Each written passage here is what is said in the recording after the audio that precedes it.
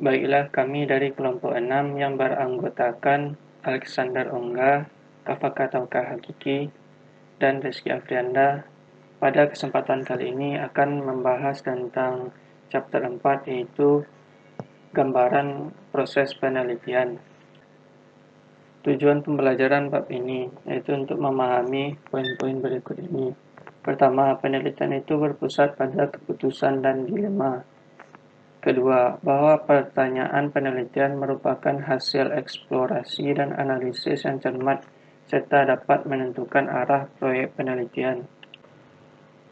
Yang ketiga, bagaimana penilaian nilai dan penganggaran mempengaruhi proses untuk mengusulkan penelitian dan pada akhirnya desain penelitian. Yang keempat, apa yang termasuk dalam desain penelitian, pengumpulan data, dan analisis data. Terakhir, masalah proses penelitian yang harus dihindari. Mendengarkan adalah bagian paling depan dari pengambilan keputusan. Mendengarkan adalah rute paling pasti dan paling efisien untuk menginformasikan penilaian yang perlu kita buat. Ide urutan berguna untuk mengembangkan proyek dan untuk menjaga agar proyek tetap teratur saat dilakukan. Berikut ini model urutan proses penelitian. Proses penelitian dimulai seperti yang disarankan sketsa tersebut. Dilema manajemen memicu kebutuhan akan keputusan. Dalam pandangan kami tentang proses penelitian, pertanyaan manajemen seperti asal, pemilihan, pernyataan, eksplorasi, dan penyempurnaannya adalah aktivitas kritis dalam rangkaian tersebut. Sepanjang bab ini kami menekankan langkah-langkah terkait masalah. Apakah peneliti terlibat dalam penelitian dasar atau terapan? Pemahaman menyeluruh tentang pertanyaan manajemen merupakan hal mendasar untuk sukses dalam urusan penelitian. Tahap 1. Memperjelas pertanyaan penelitian. Cara yang berguna untuk mendekati proses penelitian adalah dengan menyatakan dilema dasar yang mendorong penelitian dan kemudian mencoba mengembangkan pertanyaan lain dengan secara bertahap memecah pertanyaan asli menjadi pertanyaan yang lebih spesifik. Kita dapat menganggap hasil dari proses ini sebagai hierarki pertanyaan manajemen penelitian. Mengidentifikasi dilema manajemen jarang sulit, kecuali jika organisasi gagal melacak faktor kinerjanya, seperti penjualan, keuntungan, perputaran karyawan, keluaran dan cacat produksi, pengiriman tepat waktu, kepuasan pelanggan, dan lain-lain. Namun, memilih satu dilema sebagai fokus mungkin sulit. Memilih secara tidak tepat akan mengarahkan sumber daya yang berharga seperti waktu, tenaga, uang, dan peralatan ke jalur yang mungkin tidak memberikan informasi yang pengambilan keputusan yang penting. Tujuan penelitian yang baik. Untuk beralih dari dilema manajemen ke pertanyaan manajemen dan pertanyaan penelitian, selanjutnya dibutuhkan penelitian eksplorasi.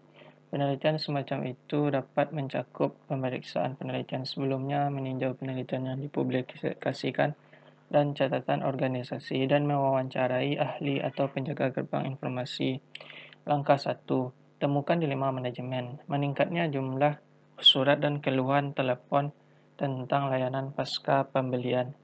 Eksplorasi pada langkah ini dilakukan melalui 3 tahap seperti pada gambar ini.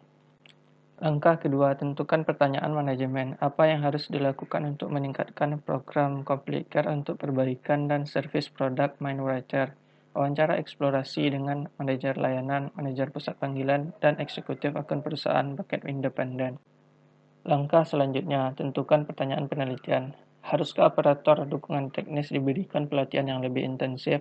Haruskah layanan kurir ABC diganti dengan layanan transportasi udara? Haruskah operasi diagnostik, perbaikan, dan urutan perbaikan dimodifikasi? Apakah kemasan pengembalian harus dimodifikasi untuk menyertakan sisipan busa kaku yang sudah dilipat sebelumnya atau pelindung busa yang mengembang sesuai? Haruskah pusat perbaikan metropolitan didirikan untuk melengkapi atau mengganti fasilitas perbaikan dalam pabrik? Tahap kedua, mengusulkan penelitian. Alokasi sumber daya dan anggaran. Pengertian umum tentang anggaran penelitian memiliki kecenderungan untuk memilih pengumpulan data sebagai kegiatan yang paling mahal. Pengumpulan data membutuhkan sumber daya yang substansial, tetapi mungkin anggaran yang lebih sedikit daripada yang diharapkan klien. Karyawan harus dibayar, pelatihan dan perjalanan harus disediakan, dan biaya lain yang timbul harus dibayar. Tetapi fase proyek ini seringkali menghabiskan tidak lebih dari sepertiga dari total anggaran penelitian. Cakupan geografis dan penelitian jumlah pengamatan yang diperlukan memang mempengaruhi biaya, tetapi sebagian besar biaya relatif tidak bergantung pada ukuran upaya pengumpulan data. Jadi panduannya mungkin adalah perencanaan proyek, pengumpulan data, dan analisis, interpretasi dan pelaporan masing-masing bagian yang setara dalam anggaran. Tanpa persetujuan anggaran, banyak upaya penelitian dihentikan karena kekurangan sumber daya. 3 jenis anggaran dalam organisasi tempat penelitian dipilih dan pengendalian biaya sangat penting. Pertama, penganggaran aturan praktis melibatkan pengambilan persentase tetap dari beberapa kriteria. Kedua, penganggaran area departemen atau fungsional mengalokasikan sebagian dari total pengeluaran di unit untuk kegiatan penelitian. Tiga, penganggaran tugas memilih proyek penelitian tertentu untuk didukung secara ad hoc. Jenis ini adalah yang paling tidak proaktif tetapi mengizinkan analisis biaya manfaat yang pasti.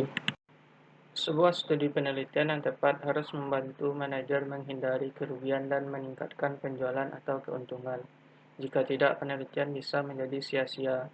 Pengambil keputusan menginginkan perkiraan biaya perusahaan untuk suatu proyek dan jaminan yang sama persis bahwa informasi yang berguna akan dihasilkan dari penelitian.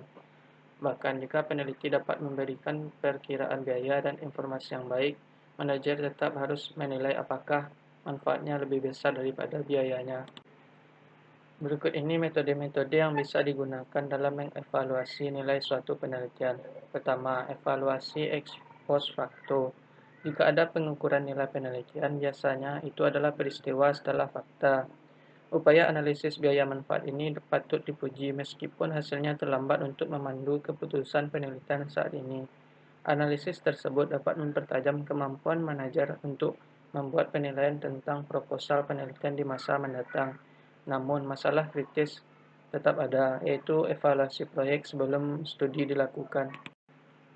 Yang kedua, evaluasi sebelumnya atau sementara. Manajer dapat menentukan bahwa audit manajemen diperlukan karena perusahaan berada dalam kesulitan dan manajemen tidak memahami ruang lingkup masalahnya.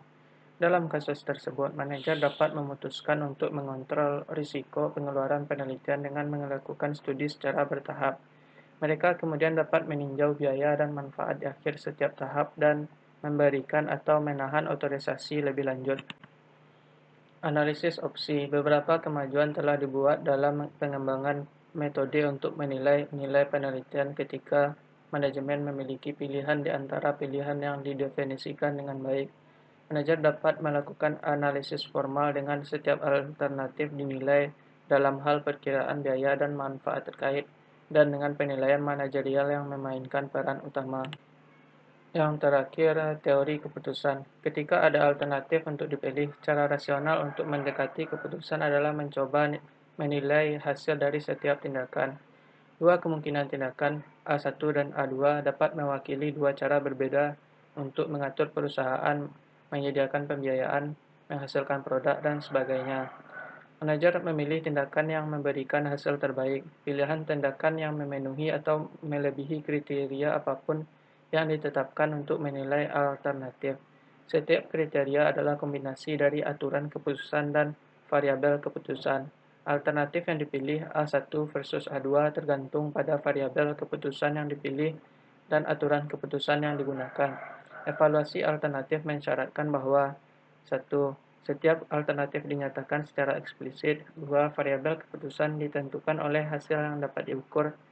Dan 3. Aturan keputusan ditentukan oleh hasil yang dapat dibandingkan. Berikutnya pada tahap 3 atau designing the research. Pada tahap ini, research design strategi terdapat beberapa komponen, yaitu type, purpose, time frame, scope, and environment. Lalu terdapat ada tiga kategori, yaitu data collection design, sampling design, dan instrument development and pilot testing. Mari kita masuk ke pertama, yaitu research design. Pada research design ini, research design atau desain penelitian itu cetak biru untuk menentukan tujuan dan menjawab pertanyaan. Pada desain ini itu memilih desain mungkin dipersulit dengan ketersediaan beberapa macam metode, teknik, prosedur, protokol, dan rencana pengambilan sampel. Berikutnya yang kedua itu sampling design. Sampling design atau design sampling itu langkah lain dalam merencanakan proyek penelitian adalah mengidentifikasi populasi sasaran dalam bentuk orang, peristiwa atau catatan yang berisi informasi yang diinginkan dan dapat menjawab pertanyaan pengukuran. Dan kemudian menentukan apakah sampel atau sensus diinginkan. Dan dengan melakukan sensus, mengharuskan peneliti memeriksa atau menghitung semua elemen dalam populasi sasaran. Berikutnya yang ketiga itu pilot testing atau pengujian pilot. Fase pengumpulan data dari proses penelitian biasanya dimulai dengan uji coba. Pengujian percontohan dapat dilakukan lewat ketika peneliti mencoba memadatkan kerangka waktu proyek. Uji coba dilakukan untuk mendeteksi kelemahan dalam desain dan instrumentasi dan untuk menyediakan data proxy untuk pemilihan sampel probabilitas.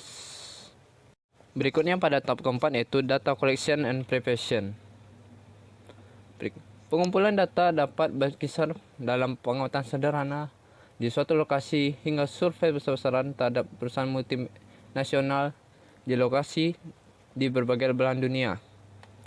Metode yang dipilih akan sangat menentukan bagaimana data dikumpulkan dalam bentuk kuesioner, teks standar, formulir observasi, catatan laboratorium, dan log kalibrasi instrumen. Terdapat beberapa karakteristik dalam data. Ada 4 karakteristik. Yang pertama itu abstractness, yang kedua verifiability, yang ketiga elusiveness, yang keempat closeness. Berikutnya itu collecting sensitive data demand safeguard. Pada collecting sensitive data demand safeguard, Scott menggunakan perusahaan manajemen perawatan kesehatan untuk mengumpulkan data kesehatan sensitif selama penilaian kesehatan tahunan untuk menjaga kerahasiaan peserta. Lalu berikutnya terdapat ada 2 tipe data yang biasa digunakan. Yang pertama itu data primary dan data sekunder. Tahap kelima yaitu analisis data dan interpretasi. Analisis data biasanya melibatkan pengurangan akumulasi data ke ukuran yang dapat dikelola, mengembangkan ringkasan, mencari pola, dan menerapkan teknik statistik. Respon berskala pada kuesioner dan instrumen eksperimental sering membutuhkan analisis untuk mendapatkan berbagai fungsi serta untuk mengeksplorasi hubungan antar variabel. Dan selanjutnya, peneliti harus menafsirkan temuan ini dalam terang pertanyaan penelitian klien atau menentukan apakah hasil tersebut konsisten dengan hipotesis dan teori mereka. Tahap yang keenam yaitu melaporkan hasil akhir. Penting untuk menyiapkan laporan dan menginginkan temuan dan rekomendasi untuk tujuan pengambilan keputusan. Peneliti menyesuaikan gaya dan pengorganisasian laporan menurut khalayak sasaran, acara, dan tujuan penelitian. Hasil penelitian terapan dapat dikomunikasikan melalui telepon konferensi, surat, laporan tertulis, presentasi lisan, atau beberapa kombinasi dari salah satu metode yang disebutkan tadi. Laporan harus dikembangkan dari perspektif manajer atau pengguna informasi. Dengan demikian, peneliti harus secara akurat menilai kebutuhan manajer selama proses penelitian dan memasukkan pemahaman ini ke dalam produk akhir, yaitu laporan penelitian. Pengambilan keputusan manajemen kadang-kadang menyimpan laporan penelitian tanpa mengambil hasil. Komunikasi inferior adalah alasan utama untuk hasil penelitian itu.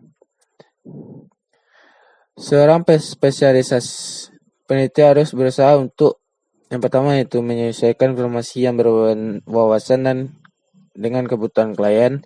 Selanjutnya itu pemilihan kata yang cermat dalam menyusun interpretasi, kesimpulan, dan rekomendasi. Selanjutnya itu adaptasi informasi yang mendalam untuk klien. Pemilihan kata yang cermat dalam menyusun interpretasi, kesimpulan, dan rekomendasi. Ringkasan eksekutif yang berisi sinopsis masalah, temuan, dan rekomendasi, serta gambaran umum penelitian yang berisi latar belakang masalah, ringkasan literatur, metode, dan prosedur, serta kesimpulan. Masalah yang harus dihindari pada saat proses penelitian. Yang pertama yaitu masalah manajemen yang tidak jelas, pertanyaan yang tidak sesuai, yang tidak bisa ditelusuri. Selanjutnya yaitu penelitian bermotivasi politik. Membuat desain proses penelitian, di mana di desain tersebut harus ada tipe dari penelitian, tujuan penelitian, waktu, jangkauan yang diinginkan, serta lingkungan yang ingin diteliti. Mengumpulkan data yang telah ada serta mengumpulkan sampel yang didesain akan menciptakan sebuah instrumen dan uji coba. Sebaiknya database harus berasal dari perusahaan tersebut dan menggunakan teknik yang banyak dipakai. Sekian dari saya. Assalamualaikum warahmatullahi wabarakatuh.